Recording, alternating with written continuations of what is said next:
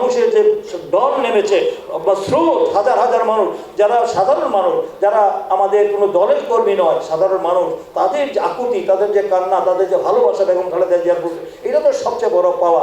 এই পাওয়া আমাদের, এটা আল্লাহর দান। মানে আল্লাহ বেগম খালেদা জিয়া দেশের জন্য করেছেন, মানুষের জন্য করেছেন, তাই আজকে তার এই রাজকীয়ভাবে তাকে আজকে সম্মান দেওয়া হয়েছে। পুরো বিশ্বের মানুষ আজকে দিয়েছে। তারা যে মন্তব্য করেছে, আল জাজিরা, বিবিসি থেকে বিভিন্ন জায়গায় বলেছে এইরকম একজন মহান নেত্রীর বিদায়, তার যে শূন্যতা, সেটা অতি সহজে পূরণ হওয়ার নয়। আমরা ত্রয়োদশ জাতীয় সংসদ নির্বাচন উপলক্ষে আমাদের যে অতি সম্প্রতি যে আমাদের একজনের মানে স্বদেশ প্রত্যাবর্তন, আমাদের প্রিয় নেতা তারেক রহমানের টানা তৃতীয়বার অর্জন করেছে দেশের সেরা সুপার ব্র্যান্ড স্বীকৃতি বসুন্ধরা টিস্যু।